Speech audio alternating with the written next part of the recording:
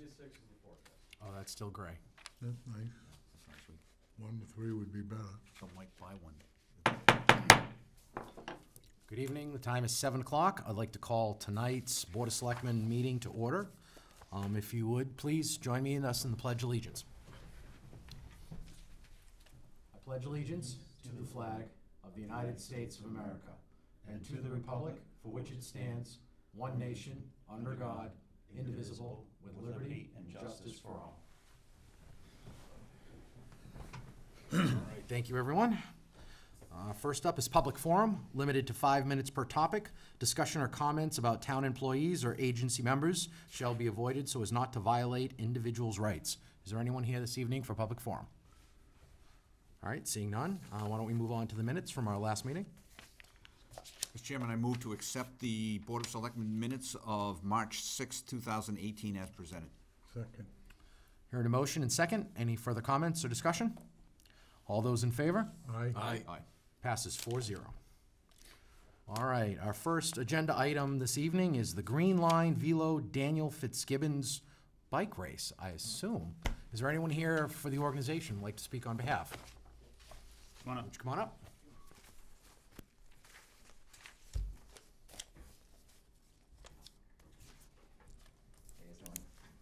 Good, how are you? Thanks. All right, now, just before you begin, I've heard from the AV department that the mics on that table are a little low volume, so just make sure you clearly speak into the Yeah, mics. just pull the mic towards you, if you will. All right. So I think I Can you think all of introduce you guys yourself? have been. Yeah, would you mind introducing yourself? Oh, sorry. My name's Daniel Fitzgibbons. Oh, all right. And this is I'm Kyle Butler. Kyle Butler. I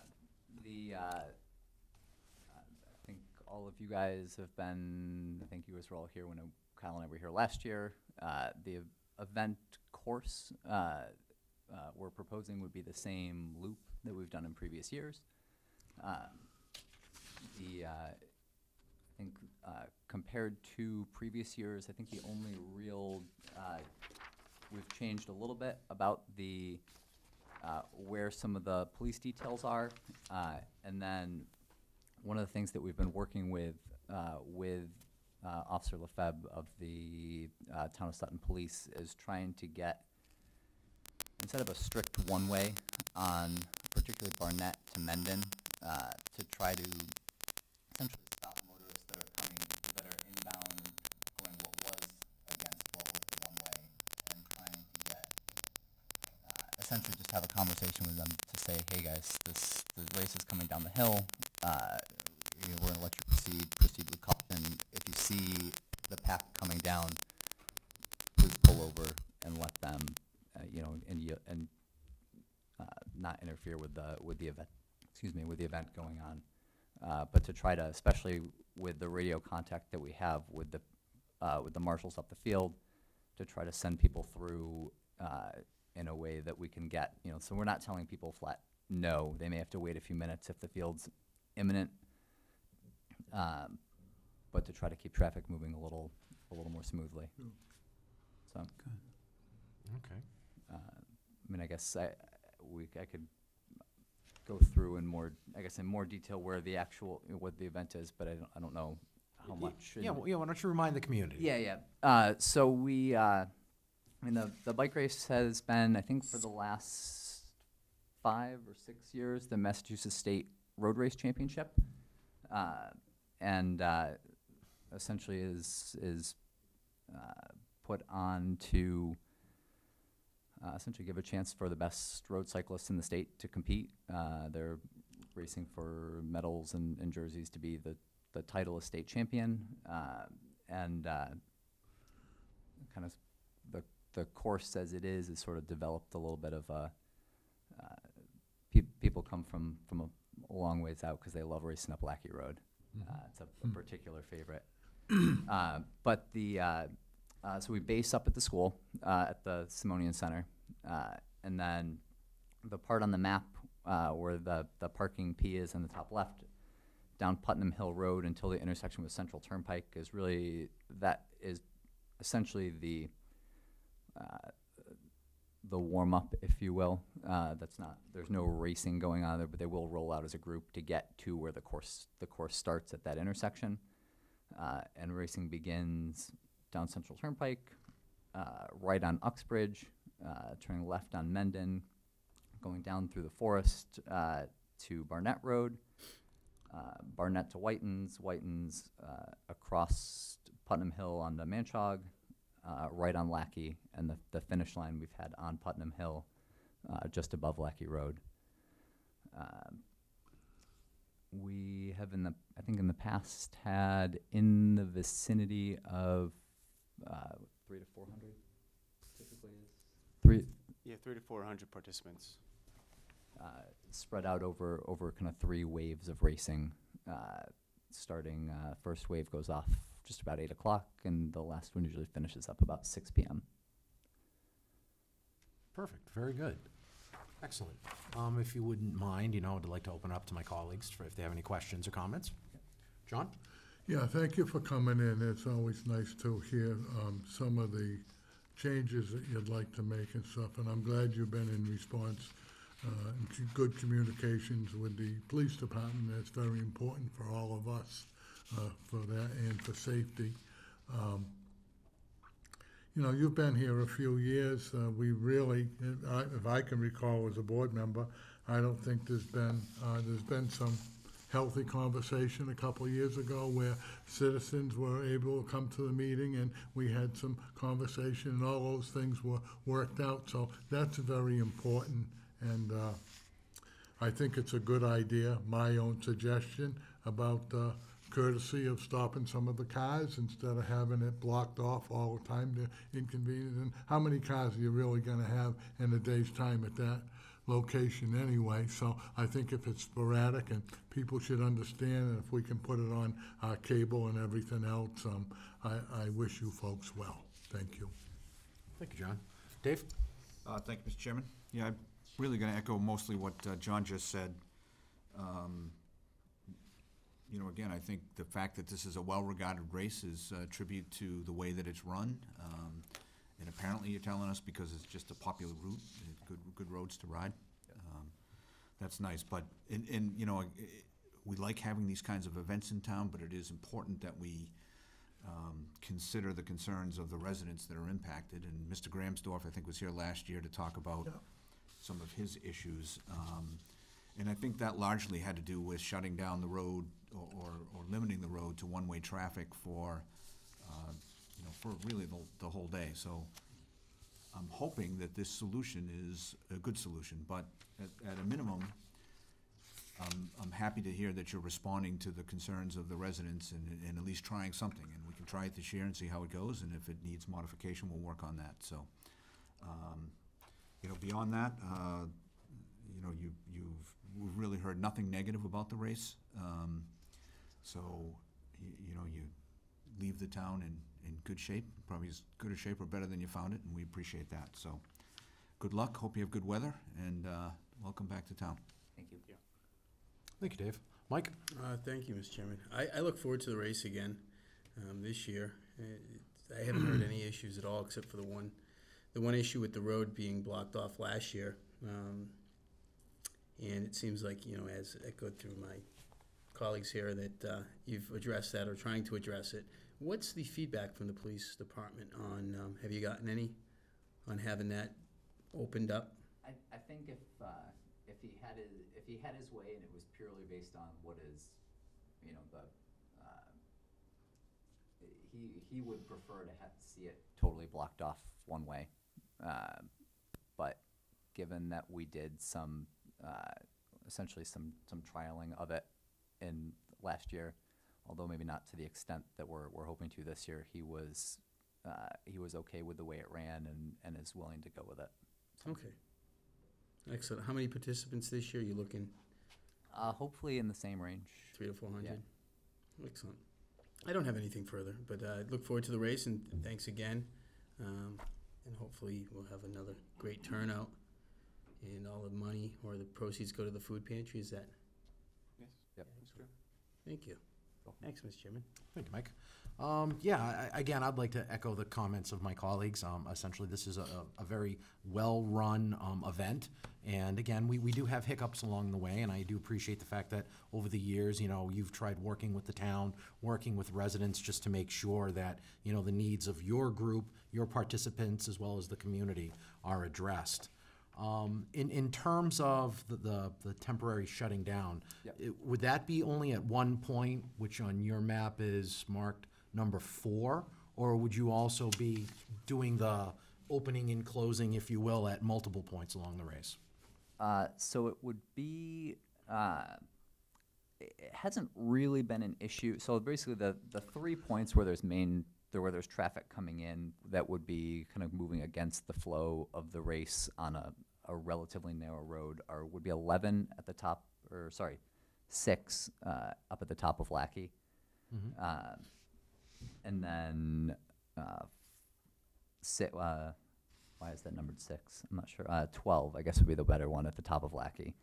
6 that you've identified at Wittens and Barnett, and then also 4 at the bottom of Mendon where it hits Barnett.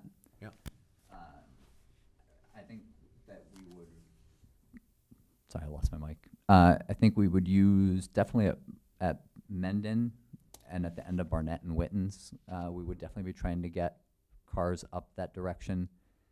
It's been less of an issue at Lackey, and so I would probably try to avoid sending cars down the hill. Also, is when the racers are going uphill, they're a little less stable. They're more likely to weave around the road. So my preference would be, it's not as long of a detour to get people around. It's usually not as big of an issue. Okay.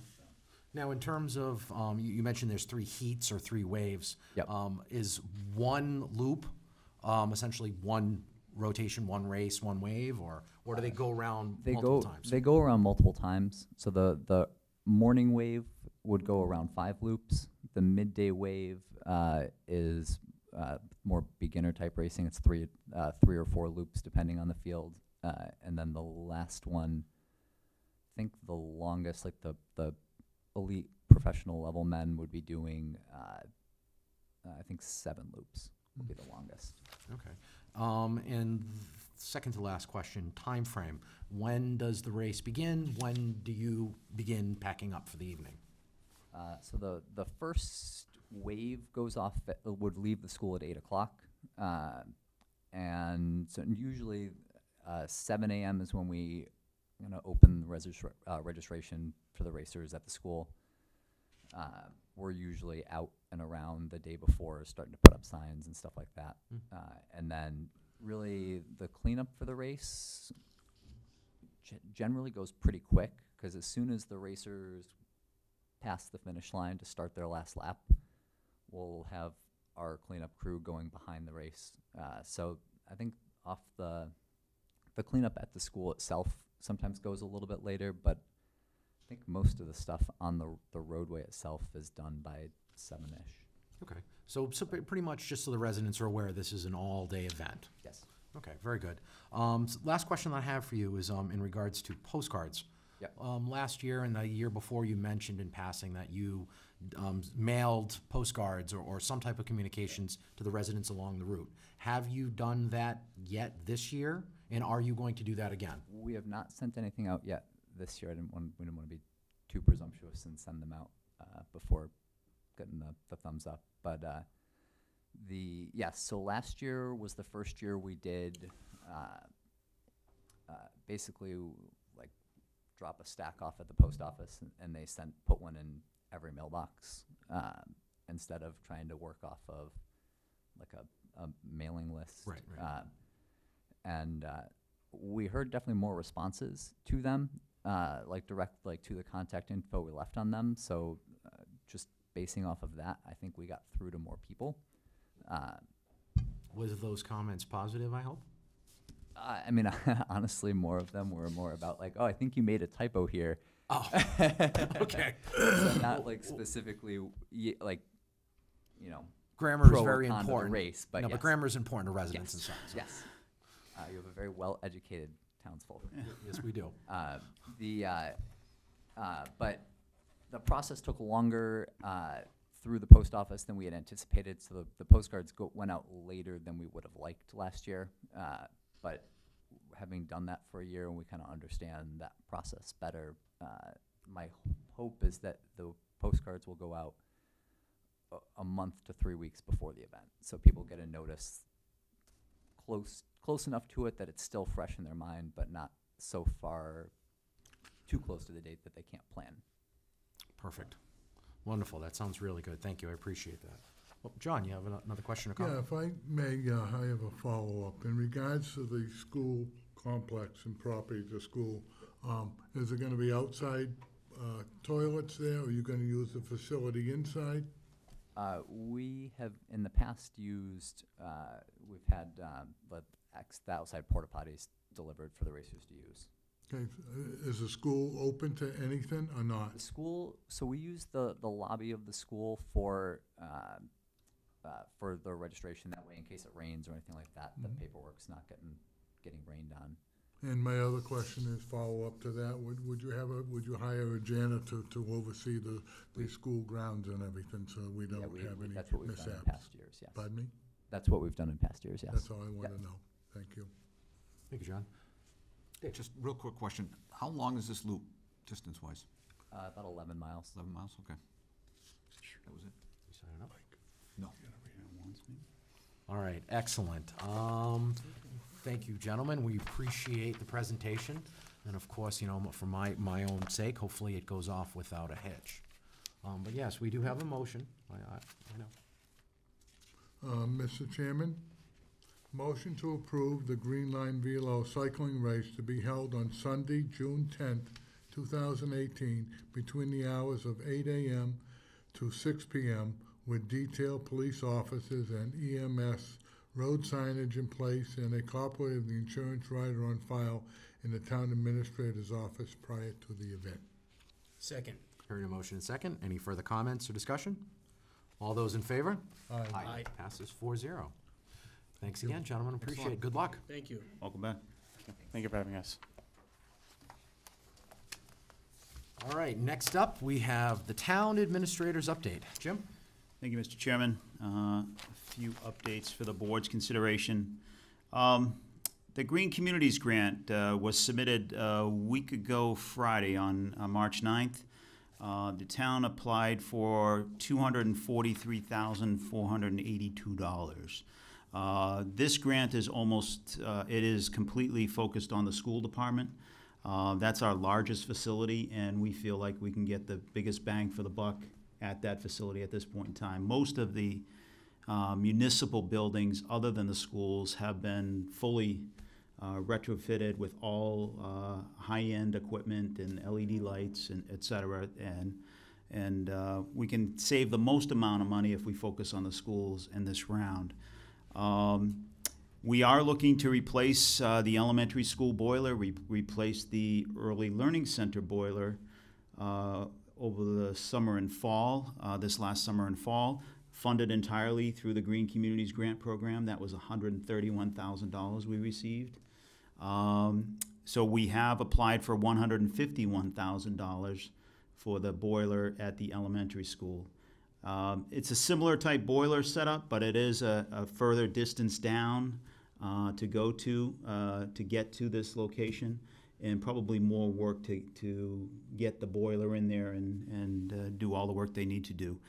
We did fund $40,000 in the capital plan in case the Green Communities doesn't fund this program. So with last year's funding of $100,000 plus the $40,000 we funded this year, if they don't fund it, then we've got $140,000 to replace the boiler in the elementary school. But we've been fairly successful with Green Communities grants. I don't think they've ever said no to any request that we've made. So this is hopefully a positive trend. We're also applying for replacing the lighting in the middle school, high school with LED lights. We're going to focus on the gymnasiums, the middle school, high school gymnasium. The cost of that project is $37,000. In addition, the elementary school, we're going to we're going to apply for $90,000 to convert 75 separate locations throughout the elementary school location. They never had LED lights in the elementary school, and this is a significant upgrade. The total project costs are $278,000, almost $300,000, and that takes into account National Grid incentives above and beyond the Green Communities Grant. So a significant investment in the schools. This could save the schools $50,000 to $60,000 a year just on operational costs. So it's a nice, obviously they're struggling just as all of us are with finances, and this is a nice boost to them. Retirement of Deputy Chief Kenneth Smith. The retirement party was held this last Saturday, March 17th at the Dudley Gendron to recognize Kenny Smith for his 49 years of service to the town and the Sutton Fire Department. It was a great event. A number of the board members were there, and I think congratulations to Ken. I mean, he was a excellent firefighter, and unfortunately he had to retire at the mandatory age, but he served the town well, and we appreciate all he did for us. Nor'easter Quinn was one of the many nor'easters we've had. The reason I bring this up is because of the amount of power outages we had throughout town. At one point, 86% of the town was without power. It's a significant issue that we dealt with. The positive part, it was for less than one day for the majority of the town. Millbury at one point had 92% of their town without power. Douglas had more, 96% without power. So it was a significant storm. We've had, March 13th, we had another nor'easter. We're expecting another nor'easter tomorrow. So we're just getting used to the trend. I think the bottom line is I would like to thank Kevin Shaughnessy and National Grid for all the work that they've done. I mean, they've been working overtime, more than overtime to deal with these power outages. Unfortunately, it's delayed the pole up at Town Farm Road for the cell tower, but this is an emergency situation, and Kevin Shaughnessy is a terrific liaison to the town, and I just want to recognize him for all the work that National Grid and Kevin has done for us. And finally, the Historic Society will be hosting an author, Peter Mickelson, and we'll talk about the controversy of the history of the settlement of West Sutton. The event is on the Board of Selectmen's meeting night, so I don't expect any of you to be there. But anyway, it's April 3rd, which is a Tuesday night at 7 p.m. in the Manchog Mills. Let me see. I think I might have one other thing. Give me a second here.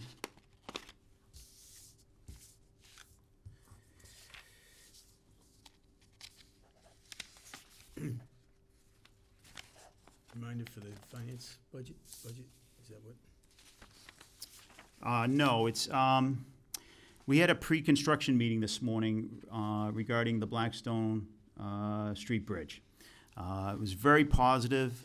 Construction is going to begin very shortly, like in the month of April. So they are actually going to start with repairing the deck at Depot Street Bridge. So the detoured traffic obviously has a decent bridge to go over. But again, the project will begin in full force shortly after the repairing the deck at the Blackstone, at the Depot Street Bridge. So it is a positive, and I want a shout out to Mass DOT and John Hebert for the work he's done for us on behalf of the town. This is a long-awaited project, and when this is done, they will probably have to move right down the street to Depot Street Bridge and begin that repair. But it's a positive, and it's moving forward. So that's all I have for updates, Mr. Chairman. That last one right there was excellent news. Thank you, Jim. Thank you. John, do you have any comments for Jim? No, I'm all set today. Okay, Dave? Just a couple of really quick things, because it's getting dark. I just wanted to mention the retirement party for Ken Smith. It was really well organized, in massive amounts of attendance. The place was packed, and you know, 49 years of service is you know, a lot to be proud of. And so I think the town did well by him, and he deserved it. And certainly Ryan Fatman and Joe McKenna were both there, which I certainly appreciate. Those guys come out to a lot of things, and it's just good to have them there. So appreciate that. Quickly on the power outage, a couple of things I wanted to know. We were out of power for like 36 hours. We had a little tiny pocket of houses on our street that were out, because National Grid has a really nice map out there that you can look and see. And, you know, I was concerned about it because it was such a small pocket, you think maybe it's gonna take a really long time, and 36 hours is not fun, but it wasn't terrible. Trucks from New York all over the place coming to help us out, so the mutual aid thing that they do really works out well. So I think I would pass along, you know, my thanks to the crews for doing that work. It did point out, though, as I got reminded by some residents about the need to get the cell tower thing done as quickly as we can. I know we're not hanging it up, but, you know, over on that side of town, they were out of power, and they have no cell service. And, of course, many people today have their telephone service coming through, you know, tied to their home power. So when they lose power and don't have cell service, you know, the communication issue becomes really important in terms of public safety. So just a reminder for how big a deal that is. And I think you're probably going to mention this, but the Blackstone Street Bridge project is really exciting to get going. And the idea that they're going to patch up the Depot Street Bridge is huge, because it's almost impassable on one side of that bridge. So it was nice to hear that as well. Good. Thank you. All right, thank you very much. Mike? It seems like most of it was covered. Just on the storms with the power, I can't say thanks enough to National Grid. But, you know, Selectman Hall brought up a great point. I'm on that side of town, and it's tough without having, in my neighbors and people around the community over there, not having power, not having cell service or phone. But, you know, you reminded us that, you know, the importance of the power. So it was really like, okay, we'd rather have the power on right now. We could, if we can get the power going, and they worked on that rather than having the pole. We want the pole, but if they're out getting our power on for the whole town and other communities, well, you know, it's either the less of the evil would be, you know, let's get the power on. Yeah. And I can see how they'd put that first before the pole. But it isn't, you know, I've heard from some of the neighbors around me that the importance, because we're just in the dark without power and cable, or you know, cable was out too. So even when the power went back on, without the cell tower, you couldn't even feed off your cable to make a call. So you were pretty much in the dark until the cable was fixed to relay a call that way. Yeah. So, but they did a great job. We were, you know, that side of the town was up pretty quick. I mean, we weren't, besides a few pockets, drove around and I saw that, you know, they got it up and running quick. So you have some type of light or security of knowing that the heat's going to be working and the water, and a little less emergency. Good. I wasn't able to make the retirement party, but I saw the pictures and the place looked packed. I mean, it looked like the turnout was incredible. And that's it for me. Thank you, Mr. Chairman. All right, thanks, Mike. A couple of comments myself on the Green Communities Grant. I would like to stress to the community of how innovative this approach that our town has engaged in over the last several years, beginning, of course, with the leadership of Mike Chizzy, you know, carried forward by Doreen DeFazio and the financial team.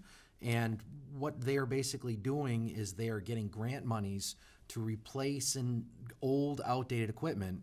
And not only is that coming from the state as opposed to out of our pockets, but it's also resulting in greater savings, which obviously is wonderful. If we can get things for free and save money on the bottom line, it's a win-win-win. Plus, if my numbers in my head are correct, if this full grant goes forward, are we not getting close to $1 million that we've received Yeah, from this program? this'll bring us to over $900,000 if we No. receive this grant. So that's That quite a bit of is- money since 2012. That is huge. That is huge. So thank you to Doreen. Thank you to the financial team, and fingers crossed that the state sees the need Yeah. for these items. The party on Saturday was excellent, and Deputy Chief Smith is definitely example, at least in my opinion, of service. As you mentioned, he served our town for 49 years. And again, that number is just, it's big to me, it really is.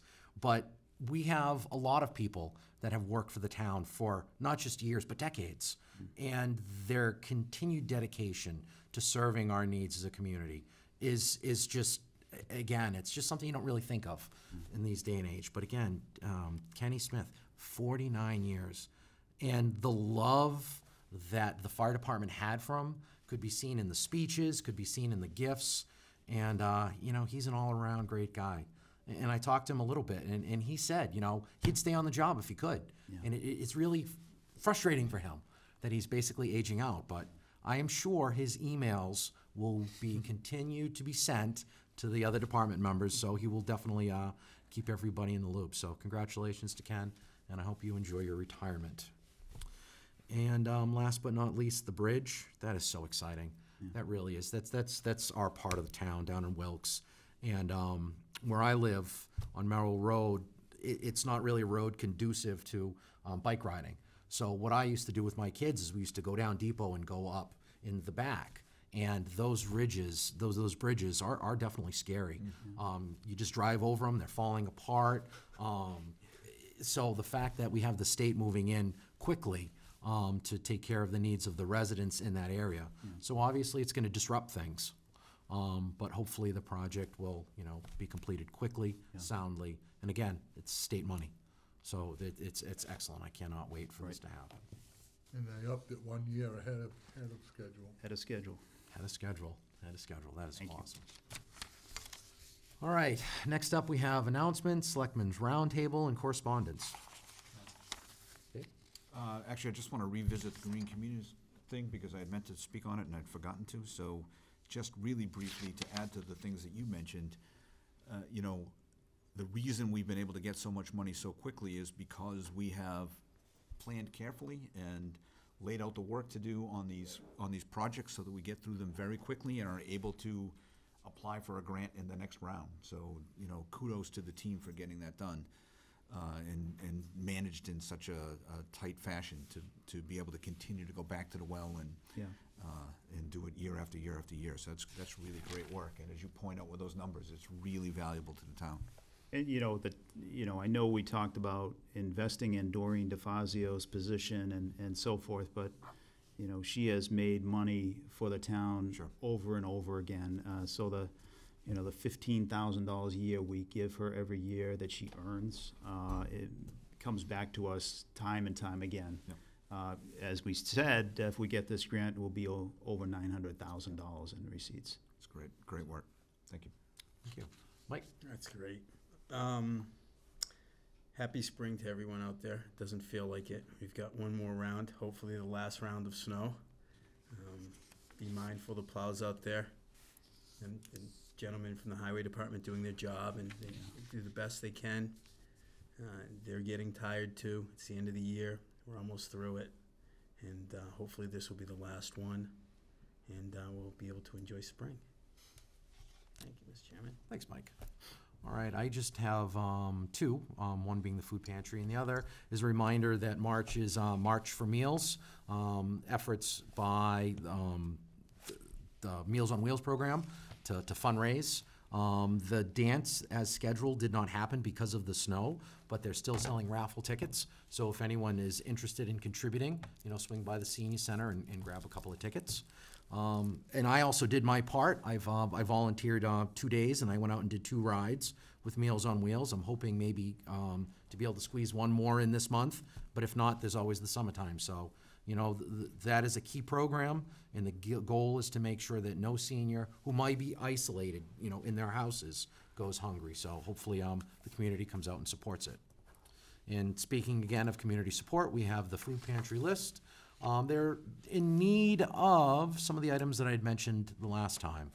Individual toothbrushes are still on the list. Deodorants, both men and women's.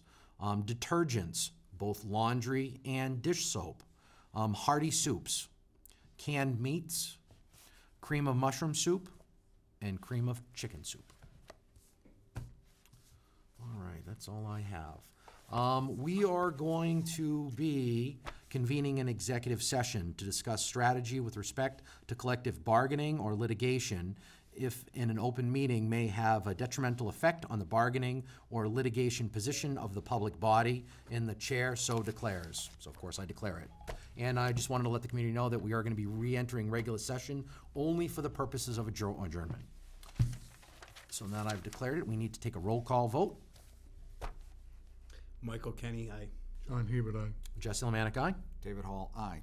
All right. Good evening, everyone.